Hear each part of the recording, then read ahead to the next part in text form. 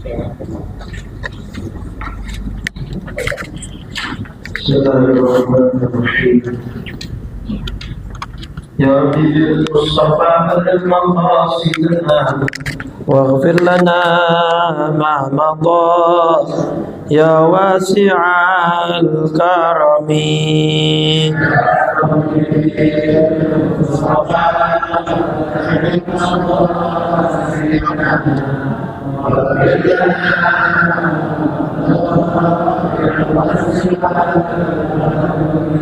Muhammadun sayyidul kaunaini wathaqalaini wal fariqaini min urbin wa min ajami.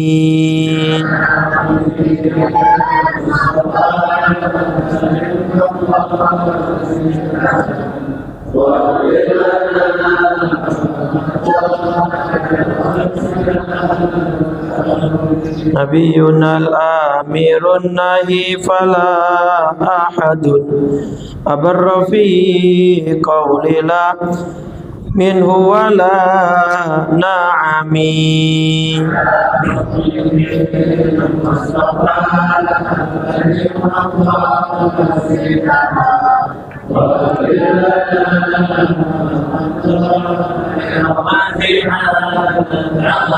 Biatuha qad atat sitina ma'mi'atin farrij biha karbana ya wasi'al karami.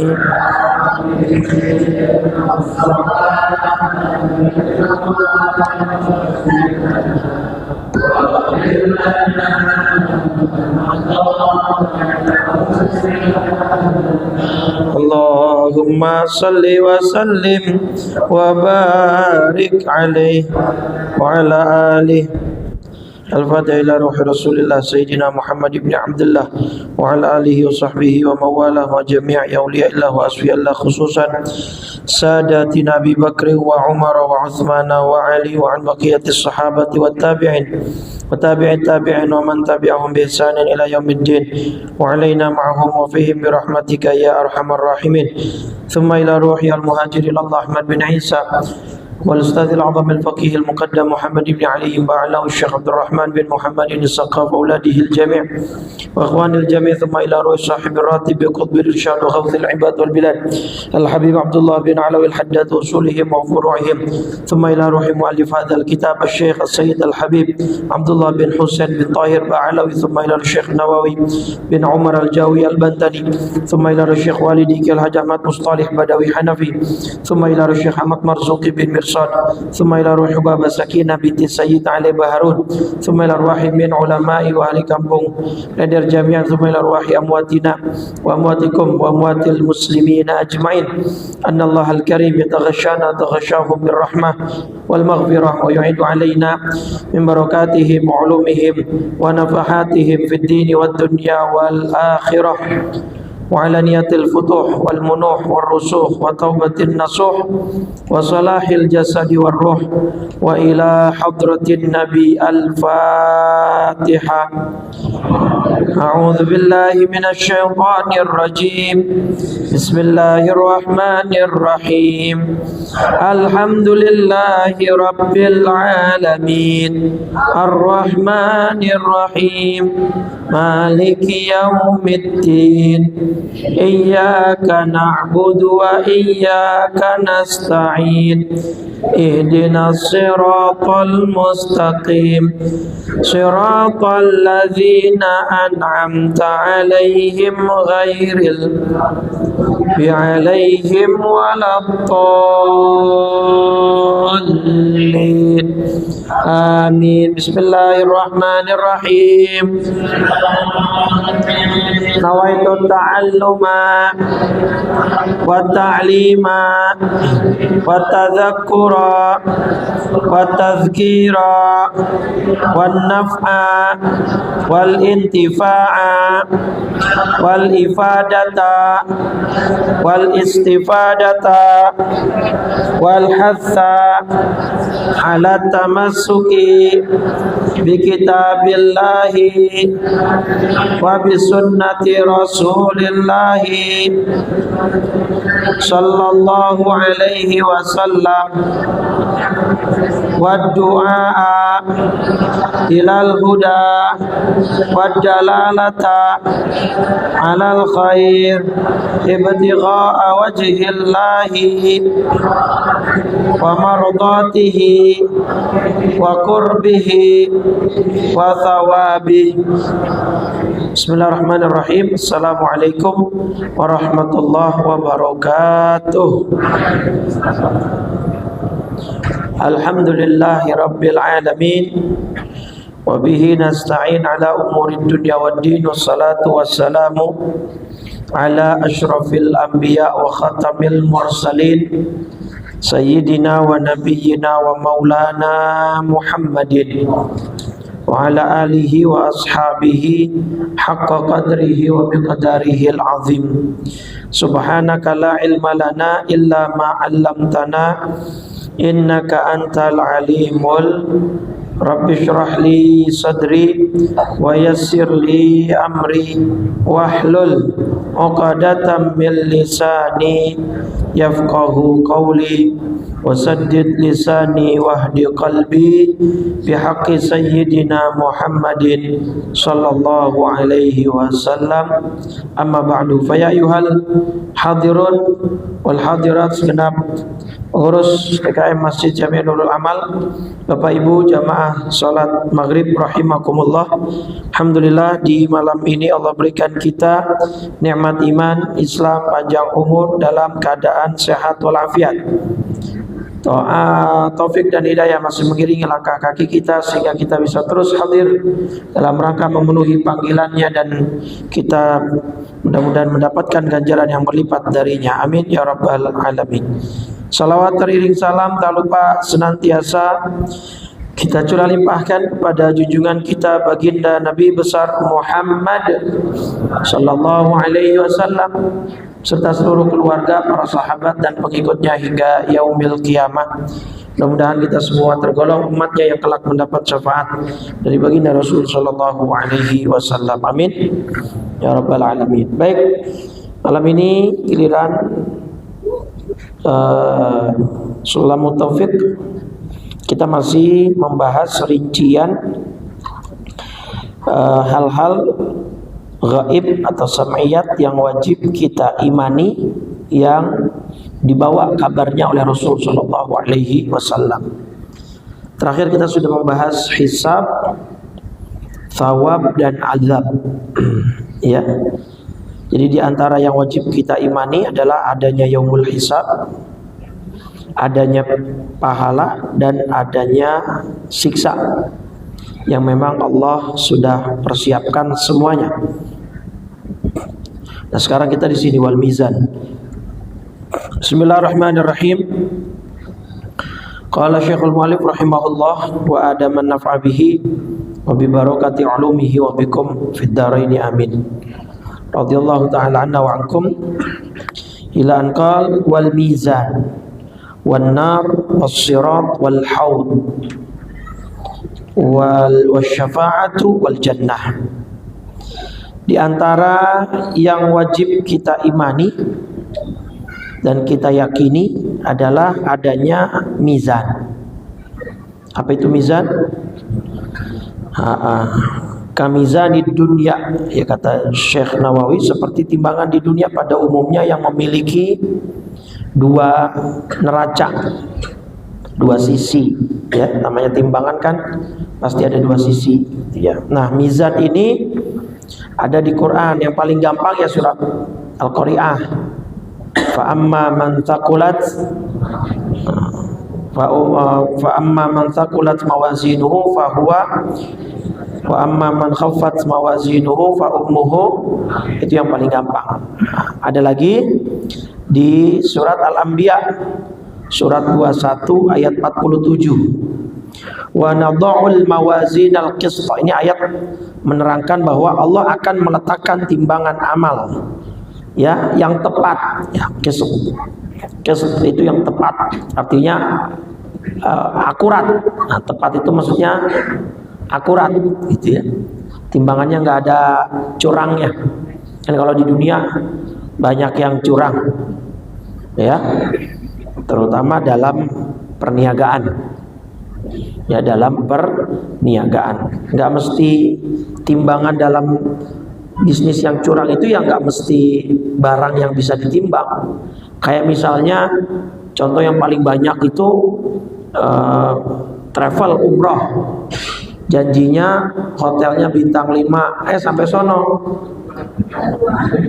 bintang 7, koyar itu mah. Ya, menurunkan kualitas tanpa pemberitahuan, tanpa ada kesepakatan, padahal di awal menawarkan, itu termasuk mengurangi ya? Termasuk.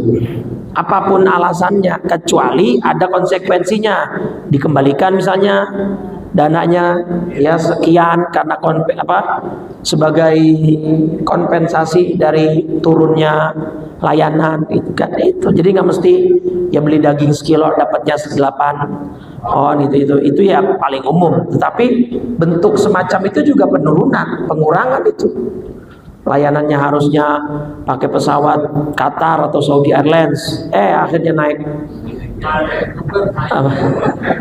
Ya, itu termasuk, Bu.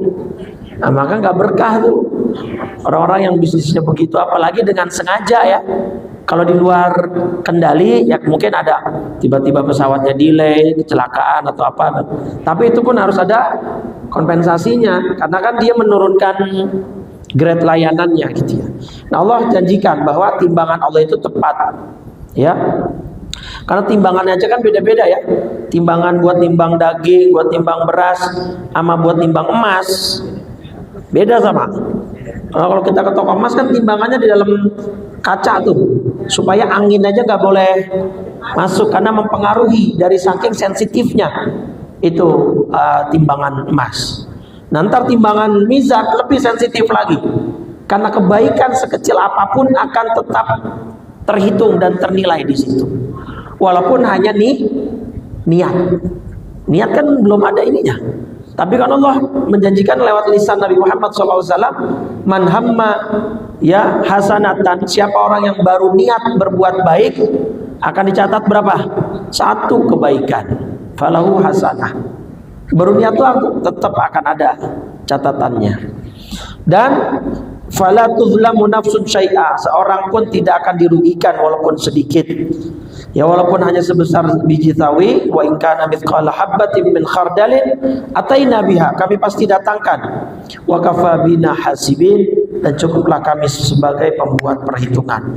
Besarnya mizan itu, law wuzina fihi samawati wal ardu lawasi'at. Kalau itu mizan dipakai buat nimbang langit dan bumi, niscaya mizan itu akan tetap terasa lapang dan luas. Walaupun yang ditimbang langit dan bumi, menandakan bahwa mizan ini bentuknya sangat besar dan luas. Malaikat sampai bingung, ya Rabb, liman yazinu hadza, untuk siapa timbangan ini, gitu loh. Kata Allah, liman syi'tu min khalqi, ya, dari siapapun hambaku yang aku kehendaki. Karena ada orang-orang yang nanti pas begitu meninggal dia tidak dihisab. Bahkan Allah menjanjikan ada 70.000 umat Nabi yang masuk surga tanpa apa? Tanpa hisab. Nih, wa'adani Rabbi, hadis Tirmidzi nomor 2437. Wa'adani Rabbi ayyudkhilal jannata min ummati 70.000. Allah menjanjikan kepadaku untuk memasukkan surga dari umatku 70.000 orang. Yang mana 70.000 ini VVIP, la hisab alaihim wala azab, nggak dihisab, nggak diazab. Langsung jalur orang dalam, pokoknya langsung masuk. Nah, 70.000 banyak apa sedikit? Sedikit itu kan umat Nabi banyak banget. Apalagi nanti dikumpulin dari awal Nabi diutus jadi Rasul sampai nanti hari kiamat, miliaran, puluhan, bahkan mungkin triliunan.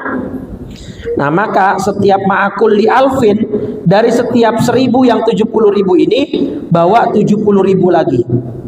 Dari setiap 1000 orang bawa 70.000. Berarti berapa tuh hitungannya? Ini 70.000 dibagi dulu ya, 1000 dapat berapa? 700. Nah berarti 700 kali 70.000 berapa? Sekian, banyak ya. Coba kita hitung nih. Berarti 700 kali 70.000, 49 juta. 49 juta orang masuk surga tanpa hisab. Pertanyaannya, kita termasuk apa kagak? Iya kan? 49 juta udah lumayan banyak itu. Cuman masuk apa kagak? Mudah-mudahan masuk. Ya, aminnya doang kenceng. Ibadahnya dong. Dicengin. Gitu ya. Nah, itu udah dijanji sama Allah. Dah. Terus dari saking besarnya ini mizan, kata malaikat gini, subhanaka ma'abadnaka haqqa ibadatik. Tidaklah kami beribadah kepadamu ya Rabb dengan sebenar-benarnya ibadah. Artinya gini, malaikat bingung, kalau mizannya segede gini, emang ada manusia yang mampu memenuhi timbangan ini?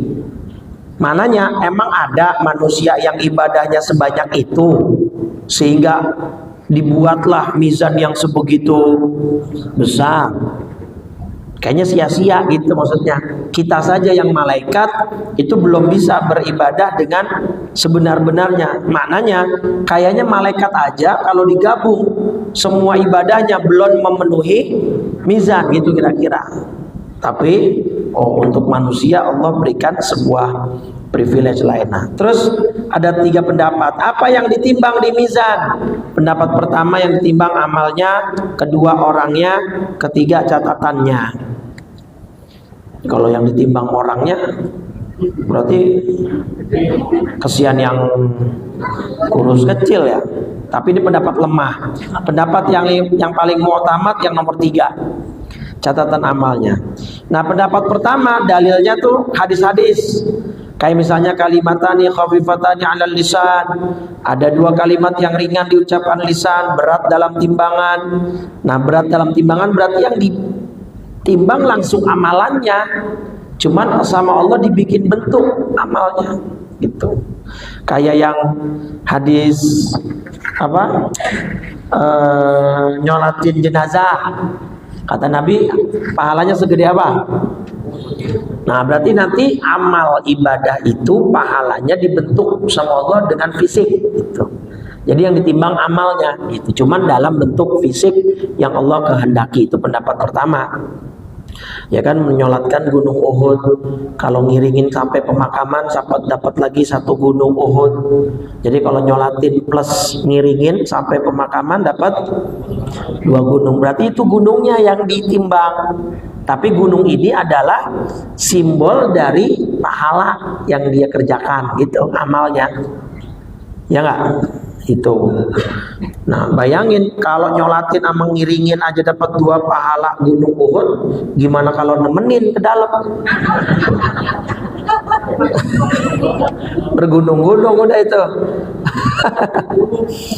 Terus dalil lain kata pendapat ulama yang pertama, jadi gini, Abdullah bin Mas'ud itu punya ukuran betis yang relatif lebih kecil daripada orang Arab pada umumnya.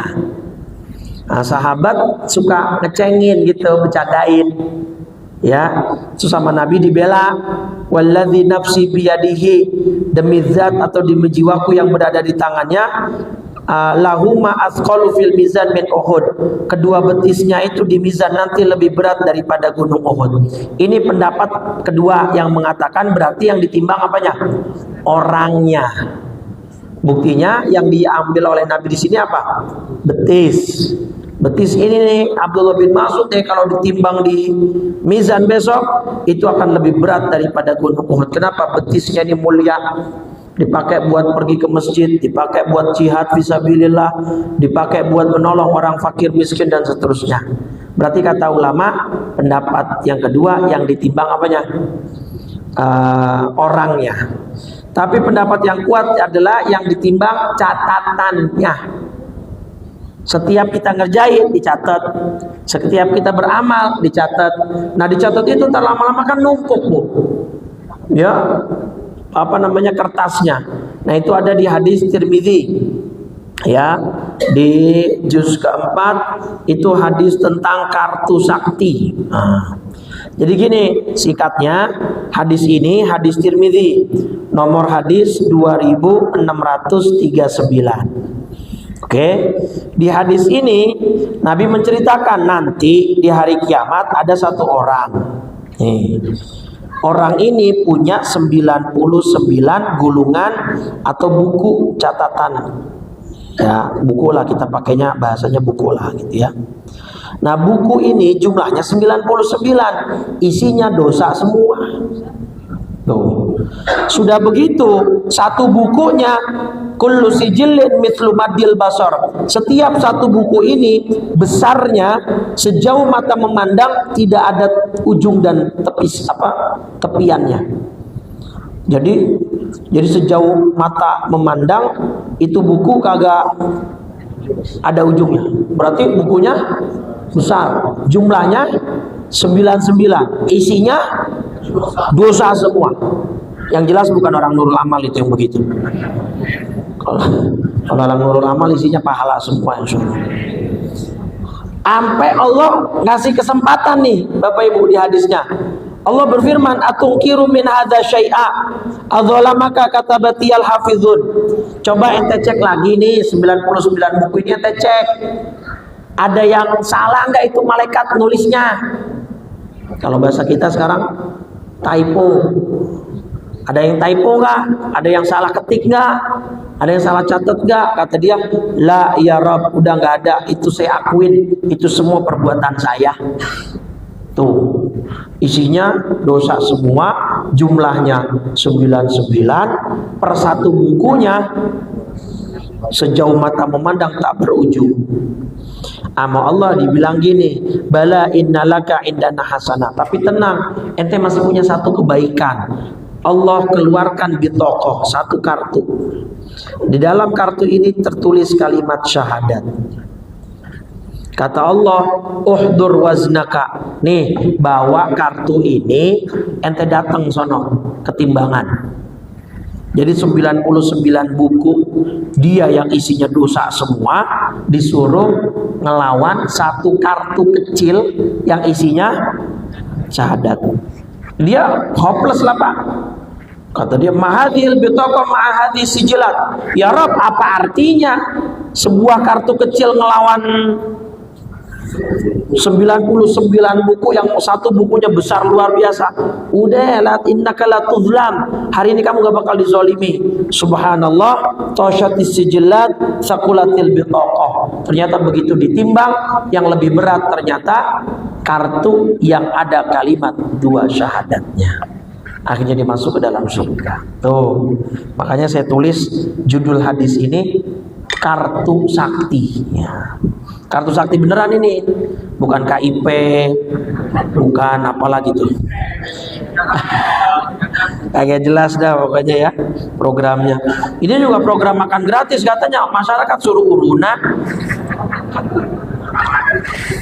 Kata DPD, kalau kagak mau urunan disuruh ngambil dari uang zakat. Enak banget ngomongnya ya.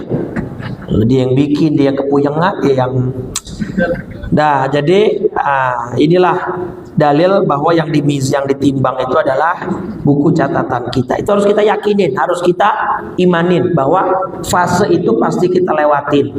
Gitu loh. Cuman jangan gara-gara hadis tadi terus Bapak Ibu kepedean. Ustaz, kalau begitu kita udah punya nih kartu sakti Tat. Orang kita orang Islam bersyahadat, kalau gitu gak apa-apa dong kita dosa banyak. Jangan Pak. Itu kan belum tentu kita yang begitu di hari kiamat besok. Lagi pula gak semuanya digituin sama Allah. Tertentu saja. Dah, selanjutnya kabar yang kita wajib imani yang dibawa Nabi, kabar soal neraka, wanar.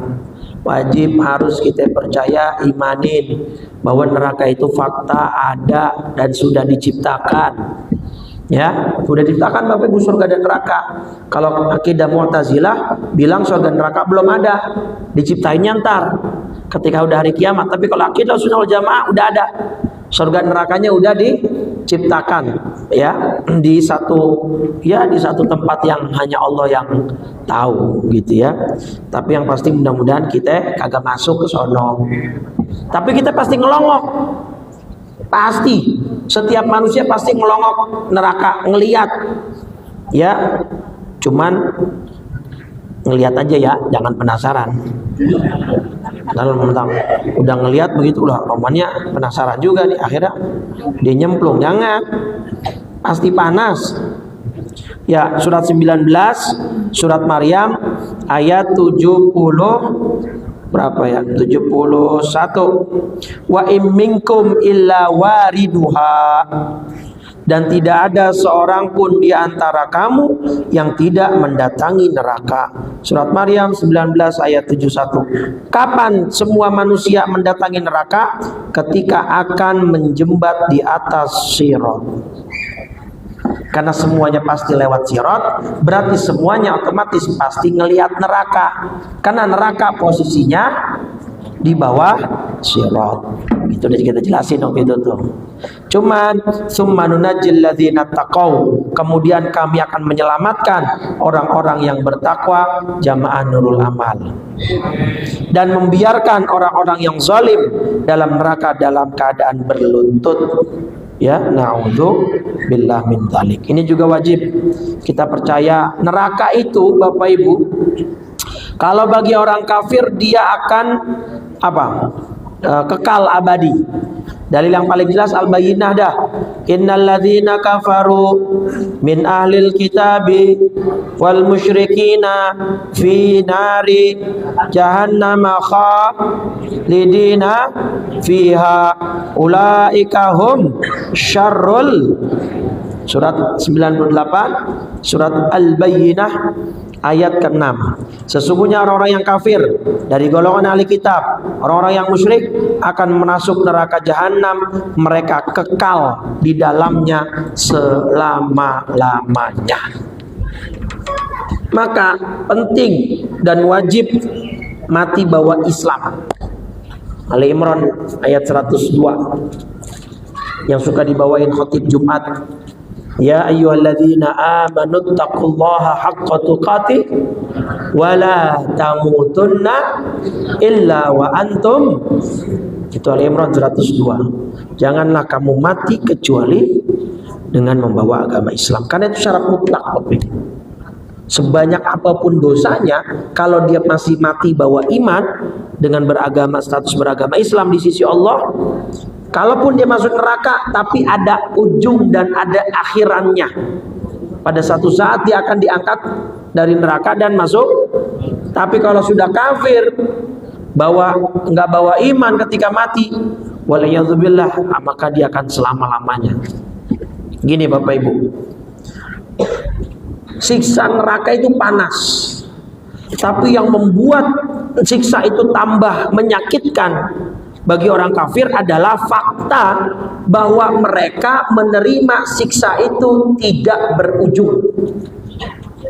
Paham gak? Di dunia Bapak Ibu, sesusah-susahnya kita ada ujungnya. Sakit misalnya, ada ujungnya. Kalau nggak sembuh, lah ya berarti ada ujungnya nggak? Ada, iya kan? Orang nggak punya duit, pasti ada perputaran. Ya suatu saat dia tak dapat duit, atau kalau nggak punya duit terus setidaknya masih bisa makan, masih bisa diusahakan. Tapi kalau orang masuk neraka dengan keadaan kafir tidak beriman, dia menemui fakta bahwa azabnya tidak berujung.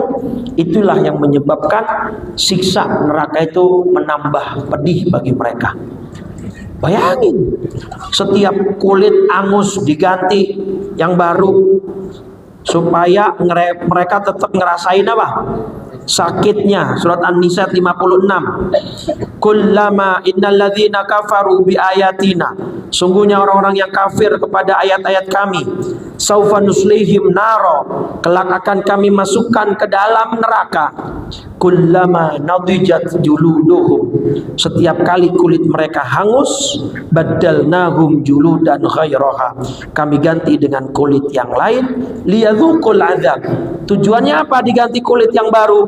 Agar mereka terus merasakan azab. Sampai kapan? Ila ma la nihaya, sampai tidak ada ujung dan akhiratnya. Pak, ruginya luar biasa, menyesalnya luar biasa.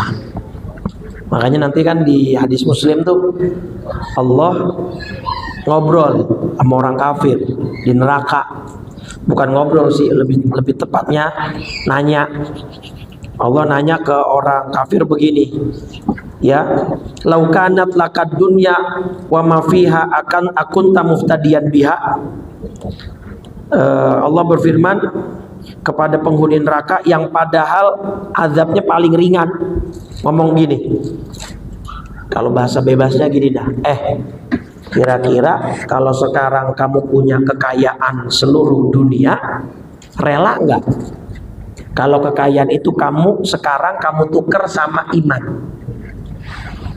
Lah orang udah ngerasain neraka, udah tahu kagak enaknya, udah tahu panasnya, kata Allah apa? Fayaku, kata orang itu apa? Nah, mau ya Rob. Udah saya kasih dah semua harta saya mendingan beriman. Kata Allah, la qad aradtu minka ahwana min hadza. Saya minta sama kamu waktu di dunia lebih ringan daripada itu kok. Artinya di dunia saya nggak minta semua harta kamu, saya nggak minta semua aset kamu, saya nggak minta semua kekayaan kamu. Yang saya minta cuma satu, kamu beriman dan menghamba kepadaku. Jadi maksud Allah lagi nyindir, Bu, Pak, paham nggak?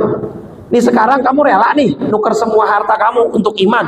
Lah dulu kalau kamu mau beriman nggak pakai modal, ya kan? Orang mau beriman nih, secara teknisnya ada gak orang mau mu'alaf bayar? Yang ada di beberapa masjid malah yang mu'alaf itu dikasih duit, bener gak? Jadi kata Allah, lah dulu di dunia saya minta lebih murah dari itu, kamu gak kerjain. Kamu tinggal beriman, mengucap 2 kalimat syahadat, mengakui saya sebagai Rabb, beres. Nah sekarang udah telat, begitu kira-kira. Udah telat. Ya, fa'abaita illa syirka, kamu dulu nggak mau.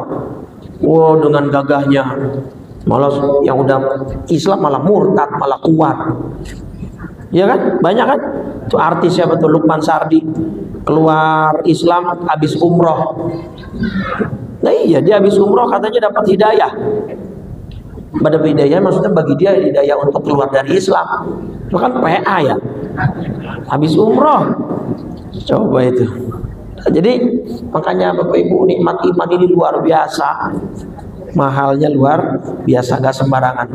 Nah nanti orang yang kafir di neraka itu frustasi, Bapak Ibu. Frustasi, ya Allah ini kapan kelarnya? Kagak kelar-kelar.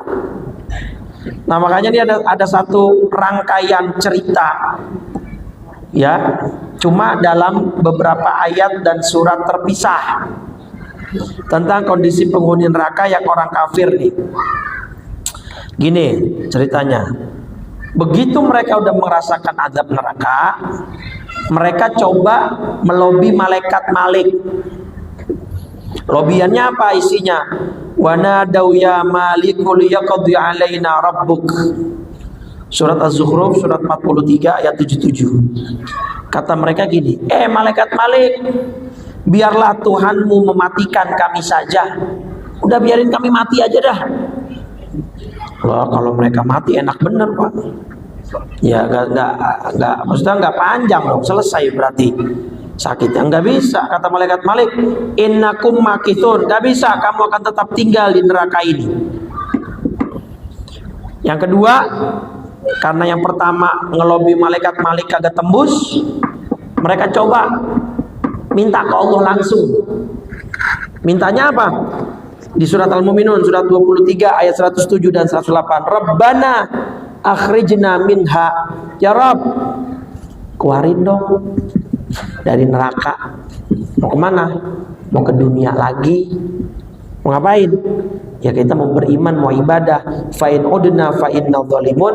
Kalau kami udah balik ke dunia, ternyata kami balik kafir lagi, baru deh kami ngaku orang zalim dan kami rela disiksa.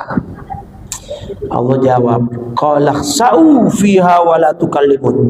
Diam kalian semua di dalam neraka dalam keadaan hina dan jangan sekali-kali berani mengajak saya bicara lagi. Kata ulama tafsir ketika menafsirkan ayat ini, setelah itu neraka nggak ada suara manusia ngobrol bercanda, nggak ada. Yang ada cuma suara teriakan, pekikan, rasa sakit dan suara gemuruh api. Ya. Nah terus ketika mereka udah melobi malaikat nggak tembus, minta ke Allah balik ke dunia nggak dikasih, ada yang nyeletuk. Udah dah, kita sabar aja. Kali aja ntar ini ada ujungnya, ada akhirnya. Dulu aja kita di dunia, kalau kita sabar ada ujungnya, udahlah sabarin aja. Ditungguin 1000 tahun kagak kelar, 2000 tahun kagak habis, nambah lagi 3000 tahun gak selesai. Mereka ngomong dan menyadari satu hal, sawa'un alaina ajazi'na am sabarna ma lana mim mahis. Oh ternyata sama aja bagi kita, mau kita ngeluh, mau kita sabar, kita nggak punya tempat untuk keluar dan melarikan diri.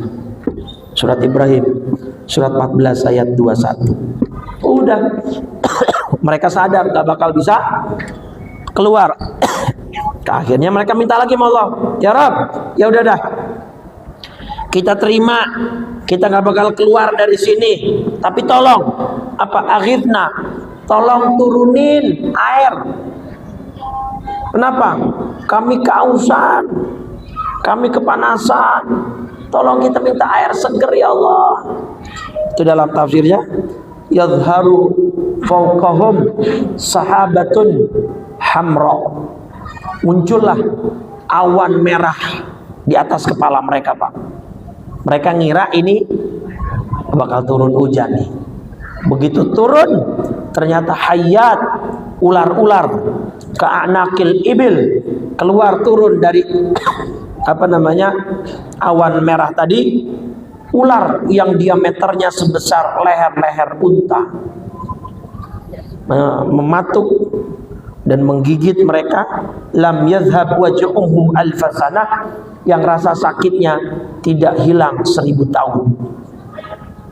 Lama mereka nggak minta apa-apa lagi ke Allah, udah nggak kuat, minta lagi, ya Rabb, air. Sekarang muncul di atas kepala mereka sahabatun sauda, awan hitam. Nah mereka lebih pede sekarang. Kalau kemarin boleh awan merah yang keluar ular, tapi ini awan sekarang hitam. Dulu di dunia aja kalau awan hitam. Nah, begitu keluar al-aqarib, kalajengking, yang ketika mencapit sama yang tidak hilang rasa sakitnya 1000 tahun. Itulah maksud Allah dalam surat An-Nahl surat 16 ayat 88, zidnahum adzaba, kami tambahkan kepada mereka siksaan demi siksaan, bima kanu yufsidun, disebabkan mereka selalu berbuat kerusakan. Jadi udah dibakar, udah kepanasan, kehausan, minta keringanan, malah yang diturunin ular dan kalajengking. Naudzubillah. Dan ini semua ada di Quran, di hadis. Maka ini wajib kita imani. Orang sekarang banyak yang kagak percaya. Jangan dengerin Ustadz kalau ngomongin surga sama neraka, kayak udah pernah ke sono aja. Begitu Ustadz dikata. Ya karena memang gak punya apa? Gak punya iman. Ya memang belum ada yang pernah ke sana lah. Ya karena memang belum saatnya. Nanti ada fasenya antara surga atau neraka, pokoknya ada. Nah itulah fungsi iman, mempercayai hal gaib yang dibawa beritanya oleh Nabi. Itulah tugas kita sebagai hamba, mempercayai utusannya Allah, yaitu Nabi kita Muhammad. Ya kalau nggak percaya ya silahkan, ustadznya juga nggak rugi kok, kiainya juga nggak rugi. Kalau yang nanti masuk neraka ya dia sendiri, bukan kita. Kita udah nyampein. Makanya Nabi Muhammad pun kan Cuma apa? Cuma menyampaikan. Innama anta mudzakir lasta alaihim bimusaitir illa man tawalla wa kafar. Surat apa itu? Al-Ghasyiyah. Al-Ghasyiyah itu surat ke-88. Di ayatnya apa? Ayat ke-21 ya. Fadzakir, berilah peringatan. Innama anta mudzakir, karena sesungguhnya engkau wahai Muhammad hanyalah pemberi peringatan. Lasta alaihim bimusaitir, engkau bukanlah orang yang berkuasa atas mereka. Buktinya pamannya aja Abu Lahab kagak masuk ke Islam, Abu Jahal, ya nggak? Jadi Nabi nggak ada wewenang sedikit pun. Bahkan di satu sisi Nabi malah mendapati fakta orang yang membunuh pamannya Sayyidina Hamzah malah masuk Islam, si Wahsy itu. Itu Nabi kan sampai serba salah Bapak Ibu. Kalau dibenci, ini orang udah masuk Islam, udah taubat. Tapi setiap kali ngeliat mukanya saya gedeg. Dia yang bunuh Sayyidina Hamzah dalam peperangan. Nah itu jadi Nabi gak punya wewenang sama sekali. Innaka la tahdi man ahbabta walakinallaha yahdi may yasha. Engkau tidak bisa memberi hidayah kepada orang yang kau cintai, karena yang memberi hidayah. Nah ini termasuk nih pelajaran Bapak Ibu nih, ya, sampaikan ke orang-orang. Jangan menilai seseorang karena orang lain. Ntar saya jelasin. Tapi pahami dulu maknanya kalimat saya. Jangan nilai orang karena orang lain. Contoh gini. Saya punya kawan, dia ustadz. Qadarullah dikasih ujian sama Allah, istrinya nggak nutup aurat, anaknya kena kasus obat. Pada awal mulanya istrinya nutup aurat, cuman belakangan entah ada masalah apa, bukalah istrinya jilbab. Saya tahu betul, saya kenal betul sama ustadz itu. Teman saya, kawan saya, alim, pinter, soleh. Tapi masyarakat menilainya gimana nanti? Oh, ustadz kayak gitu ya, bininya kagak nutup aurat, anaknya kena kasus obat. Udahlah, jangan ngaji sama dia. Akhirnya masyarakat di mana-mana berbondong-bondong mengcancel dia. Dengan dasar, dengan dalih, anak bininya aja kagak bisa didakwahin, mau dakwah ke orang lain. Gak boleh begitu. Kalau kita punya penilaian semacam itu ke orang lain, sekarang gini, Nabi Lut sama Nabi Nuh itu istrinya kan membangkang Bapak Ibu. Surat 66, surat At-Tahrim ayat 11. Wa daraballahu ayat 10, sorry. Daraballahu mathalan lil ladzina kafaru imra'atan Nuh wa imra'atan Lut. Allah membuat perumpamaan bagi orang kafir, istrinya Nabi Nuh dan istrinya Nabi Lut. Keduanya di bawah pengawasan dua orang hamba yang soleh, yaitu Lut dan Nabi Nuh alaihi wassalam. Tapi kedua istrinya itu berkhianat kepada kedua suaminya. Berkhianat ini bukan selingkuh ya. Garis bawahi Bapak Ibu, tidak ada satupun istri Nabi yang berselingkuh. Itu bagian dari penjagaan Allah terhadap utusannya. Nah kalau istri Nabi selingkuh kan yang marwahnya jatuh nabinya Pak. Paham nggak? Nggak ada satupun istri Nabi yang selingkuh. Kasusnya Nabi Lut dan Nabi Nuh ini istrinya membangkang apa? Kalau Nabi Lut kan ngasih tahu tuh ke kaumnya waktu ada malaikat yang menyamar jadi laki-laki, ya kan? Nah itu berkhianat tuh. Nah sekarang gini, Bapak Ibu berani menilai Nabi Lut dan Nabi Nuh, gagal tuh jadi nabi, istrinya aja begitu. Berani begitu? Nggak boleh kan? Terus Nabi Muhammad SAW, pamannya anak Abu Lahab masuk Islam nggak? Berani Bapak Ibu komentar, Nabi Muhammad mau dakwah ke orang lain, pamannya aja sendiri kagak masuk Islam. Berani begitu? Kan nggak boleh kan? Maka artinya apa? Jangan menilai orang lain karena orang lain. Kayak tadi misalkan teman saya Ustadz, ya mungkin dia udah nasihatin anaknya, dia udah nasihatin istrinya, tapi yang namanya hidayah bukan di tangan Ustadz lah.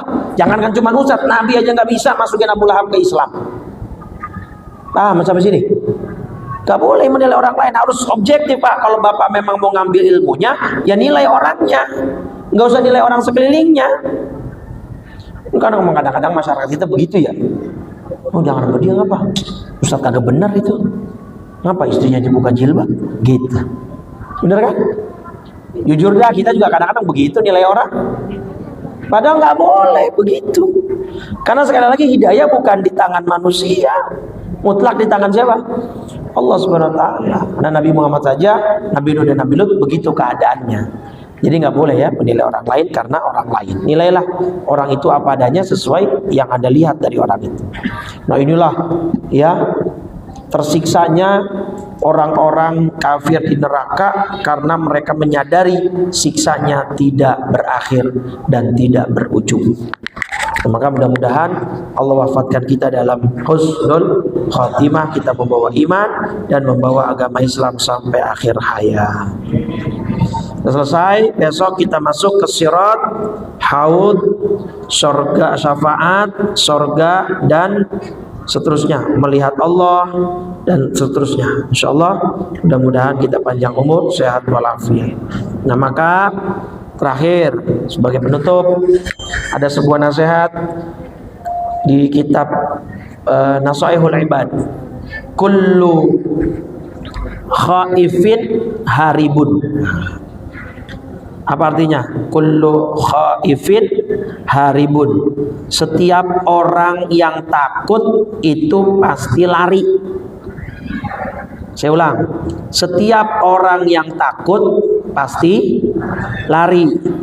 Terus wa kullu raghibin qalibun. Setiap orang yang pengen pasti ngejar. Saya ulang nih. Setiap orang yang takut, contoh ada orang takut jalanan sepi, bau menyan, bau apa? Iya melati. Karena dia takut, jalannya cepet ya, kabur lari karena takut. Atau kalau bisa menghindar. Kalau ada jalan lain dia lebih pilih, betul nggak? Ada jalanan sepi, takut begal, takut kejahatan kriminal. Kalau ada jalan lain, dia pilih jalan lain nggak? Itu namanya orang takut. Sudah hukum alamnya pasti begitu. Maka maksudnya apa? Kalau ada orang ngaku takut neraka, kudunya kan menghindar, bukan malah diparanin. Caranya gimana menghindar? Jauhin larangan Allah. Itu namanya orang takut neraka beneran. Ini malah diparanin. Semua yang dilarang dikerjain. Ngebunuh orang enak bener. Sekarang kasus pembunuhan kan ya lagi marak banyak banget kan. Zina. Berarti namanya nggak takut temen neraka, malah nyamperin itu. Tuh, kaidah umum nih dalam kehidupan. Wa kullu raghibin talibun. Dan setiap orang punya kepengenan pasti dikejar. Betul. Bapak ibu pengen punya, ibu-ibu punya emas, oh dikejar dengan cara apa? Nabung, sisihin duit. Kalau nggak bisa nabung, palak suaminya. Pokoknya usaha biar yang dipengen dapat. Bapak juga begitu, pengen beli mobil baru, beli motor baru, pengen dapat. Oh nyambung aja tuh, istri baru katanya. Dikerjain, diparanin, dikejar. Maka maksudnya apa? Kalau orang ngaku pengen masuk surga, mestinya diusahain nggak? Dikejar nggak? Gimana? Kerjain perintahnya. Begitu. Cuman sekarang orang kebanyakan ya mulut sama perbuatan lain. Pengen masuk surga, tapi kagak ngerjain perintah. Takut sama neraka ngomongnya. Korupsinya nggak main-main. Ya nggak? Coba kalau ditanya tuh para koruptor, takut nggak sama neraka? Ngakunya sih takut. Tetapi malah maranin, malah nyamperin. Udah 300 triliun bikin rugi negara, cuma 6,5 tahun dihukum penjaranya.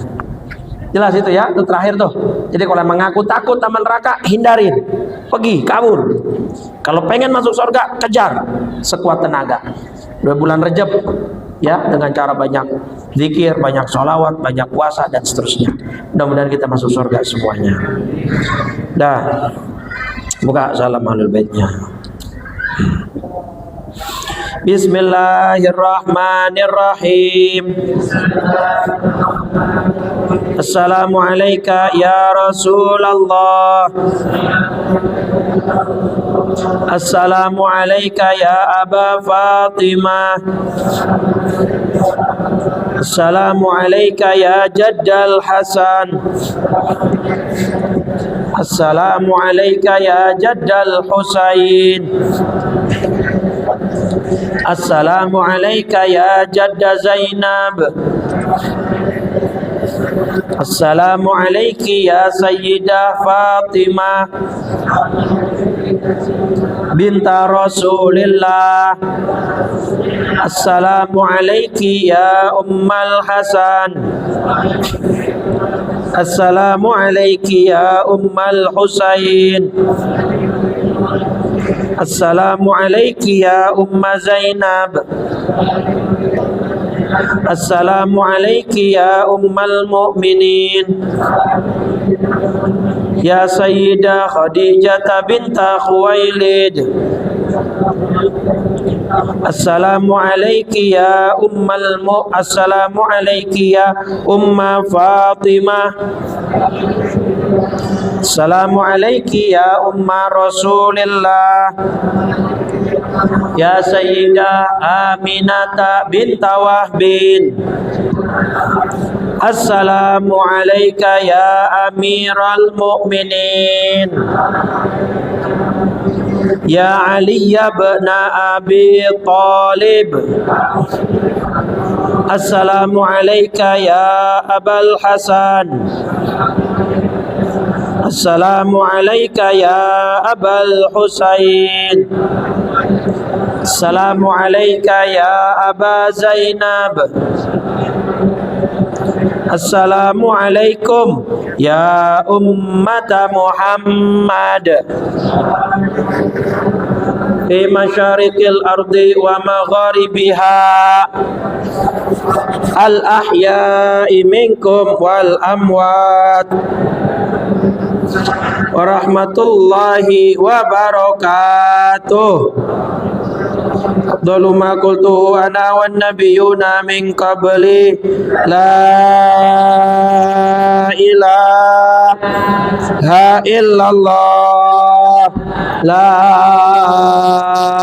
ilaha illallah la ilaha Muhammadur Rasulullah sallallahu alaihi wasallam kalimatu haqqin 'alaiha nahyu 'alaiha namut wa biha nubadu insyaallah ta'ala minal aminin. Allahumma inna nas'aluka husnal khatimah wa na'udzubika min syarril 'aqibati wa su'il khatimah. Ya muhawwilal hauli wal ahwal hawwil ahwalana ila ahsanil hal. Allahumma barik lana fi Rajab wa Sya'ban wa ballighna Ramadan fi sihhatin wa khairin wa lutfin wa afiyatin wa ta'ah innaka ala kulli syai'in qadir. Rabbana la tuzigh qulubana ba'da idh hadaitana wa hab lana min ladunka rahmatan innaka antal wahhab. Ya musarrifal qulub sarrif qulubana ala dinika wa ta'atik. Rabbana atina fid dunya hasanah fil akhirati hasanah wa qina adzaban nar. Sallallahu ala sayidina Muhammadin wa ala alihi wa sahbihi wa sallam walhamdulillahi rabbil. Subhanakallahumma wa bihamdika asyhadu an la ilaha illa anta astaghfiruka wa atubu ilaik. Walafu minkum. Assalamualaikum warahmatullahi wabarakatuh.